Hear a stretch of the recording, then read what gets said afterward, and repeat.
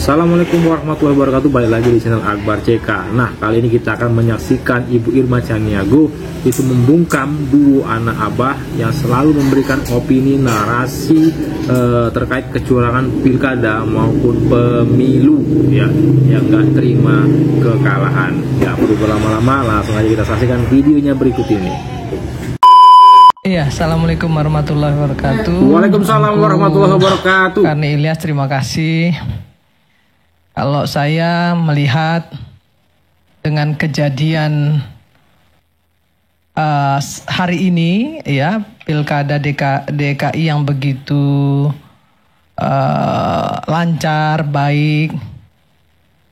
Kata-kata yang ingin saya keluarkan pertama-tama adalah nggak benar kalau selama ini ada yang bilang bahwa pemerintah ikut campur.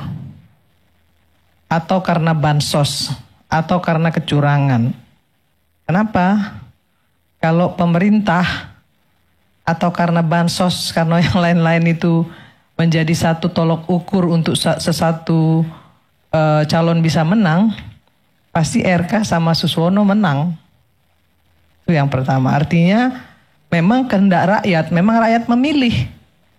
Rakyat memilih orang yang memang dianggap mampu dan mau, bisa mereka andalkan. Itu harus saya akui, harus kita akui semua. Yang kedua, kalau soal endorse, mohon maaf, kita sama-sama tahu, semua pihak juga punya endorsement. Dan saya juga banyak melihat di TikTok, di media sosial gitu ya, semuanya juga mengeluarkan bansos, mengeluarkan seserahan lah gitu ya kepada masyarakat. Yang namanya sembako, dua pihak juga sama mengeluarkan hal yang sama. Sesajenan. Dan itu terjadi biasa di seluruh Indonesia menurut saya. Termasuk di dapil saya sendiri. Dapil saya sendiri kebetulan alhamdulillah Herman Deru Ciujang dari Nasdem, PSI dan Demokrat, kita menang 70%. Menang loh. Kalah itu yang namanya endorse-nya Gerindra sama Golkar. Ya kan? Artinya nggak terbukti dong yang namanya kecurangan pakai bansos dan lain sebagainya. Menang kok kita. Dan kita juga nggak sama sama mereka. Apa yang mereka perbuat ya kita perbuat. Jadi kita juga nggak usah jualan-jualan lagi lah yang namanya adu domba, fitnah. Itu udah cukup lah untuk bisa membuat Indonesia ini acak-acakan. Kalau endorse, kita bisa lihat Trump juga mengendorse Elon Musk. Ya. Berapa banyak itu yang di-endorse oleh Trump untuk bisa menang? Menurut saya itu sah-sah saja, nggak perlu diperdebatkan soal endorse-mengendorse. Nah, kebetulan PDIP mengendorse Anies Baswedan. Yang kita tahu memang di Jakarta ini Anies menang. Anies punya banyak pendukung. Nah, persoalannya apa? Kenapa kok bisa sekarang ini 39 apa 4? Ya kita Kim Plus ini kalahnya sampai hari ini ya, sampai detik ini masih 10%-an bedanya. Itu karena strategi.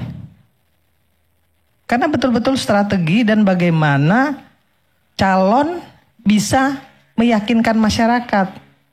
Bagaimana Rano Karno yang punya banyak fans, nggak ada yang nggak kenal sama Sidul, walaupun dia bukan orang Betawi, bapaknya Padang, ibunya Jawa Tengah. Baru tahu kalau Rano Karno itu bukan orang Betawi, Padang sama Jawa Tengah. Kan Betawi loh bang, ibunya Jawa Tengah loh, ya. Tapi ternyata dia bisa memenangkan konsentrasi politik yang demikian keras di Jakarta ini, ya. Kalau saya terus terang saya mengapresiasi itu. Jadi kalau kalah ya kalah lah gitu. Kalau menang ya memang menang. Nggak perlu kita bilang kalau menang orang lain dibilang curang. Tapi kalau kita yang menang, kita nggak bilang orang lain kita ya nggak bilang yang lain yang curang gitu. Jadi dalam kontestasi politik itu soal kecurangan, soal endorsement itu bukan cuma di Indonesia aja, di seluruh dunia itu ada.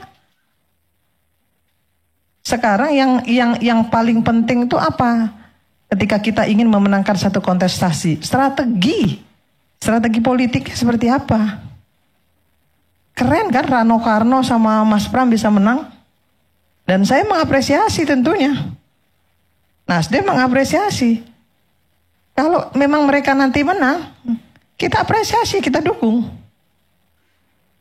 Tapi sampai hari ini kan kita tahu, hitungannya belum selesai. Bisa saja terjadi nanti 2 putaran. Nah, ketika nanti 2 putaran, tentunya kesalahan-kesalahan yang dilakukan oleh calonnya Kim Plus ini, ya harus diperbaiki. Dan mereka harus tahu di mana kesalahannya, apa yang mereka harus perbuat untuk bisa memenangkan kontestasi 2 putaran, ya harus dilakukan oleh Kim Plus. Kita lihat Bali misalnya. Bali itu kandang banteng. Tapi di Pilpres kalah banteng. Nah sekarang di Pilkada mereka menang. Ada banyak kabupaten yang menang. Nah artinya saya melihat ketokohan juga penting. Itu. Ketokohan dilihat juga oleh masyarakat. Nasdem misalnya ketika memenangkan pileg kemarin kita menambah 10 kursi. Ada yang bilang itu karena Anies Baswedan misalnya. Ya. Tapi saya melihat enggak juga begitu. Kenapa? Anies menang di 2 provinsi, Sumatera Barat dan Aceh. Di dapil saya Anies nggak menang. Itu. Sementara di dapil saya kita dapat 2 kursi. Dan di dapil-dapil lain kita juga banyak sekali dapat kursi. Kenaikan 10 kursi kita. Nah, artinya saya melihat di sini bahwa ketokohan itu memang dibutuhkan. Di Sumatera Barat, Anies itu merupakan tokoh yang memang seluruh orang Sumatera Barat, hampir 70-60% menginginkan Anies. Nah, tapi di tempat lain ternyata nggak menginginkan Anies. Nah, menginginkan Prabowo. Nah, begitu juga misalnya di Sumatera Selatan. Saya menjadi caleg Bang Karni.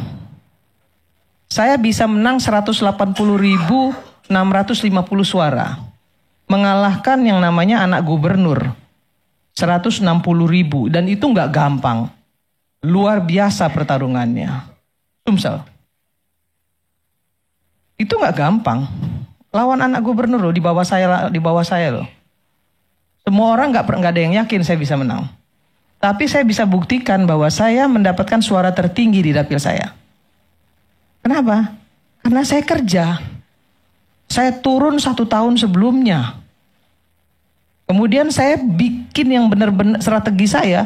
Itu yang namanya saksi itu memang rapi.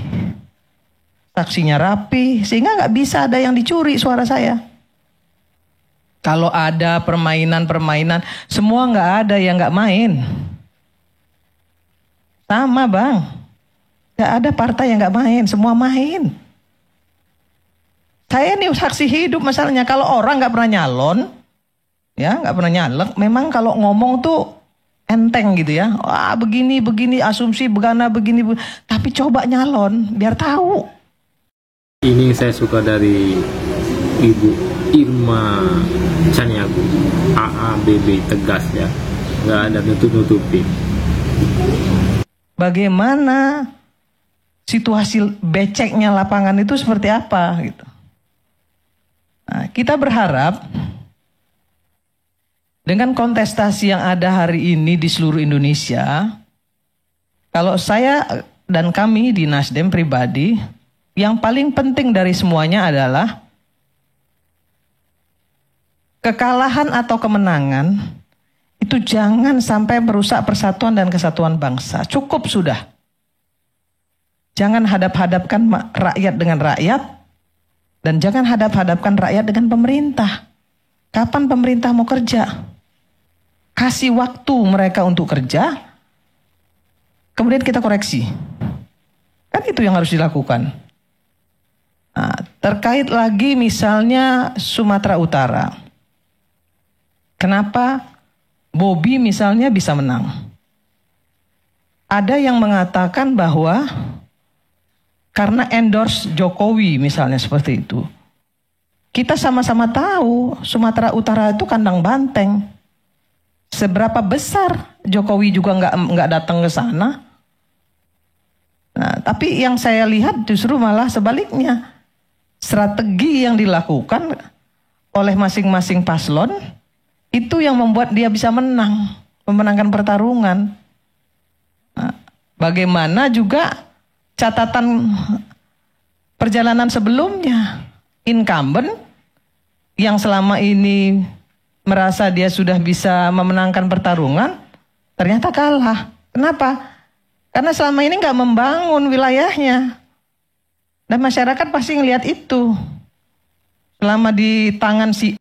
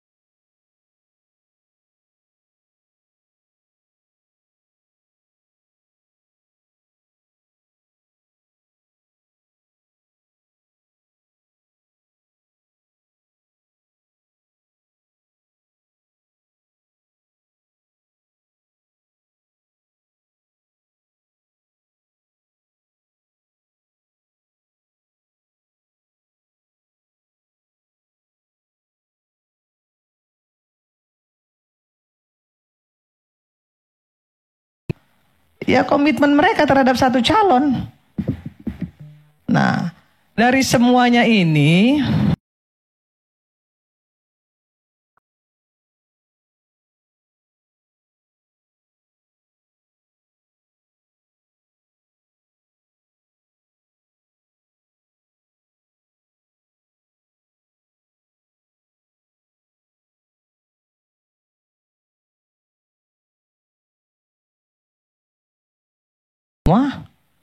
dan jangan juga kemudian menjadi diktator.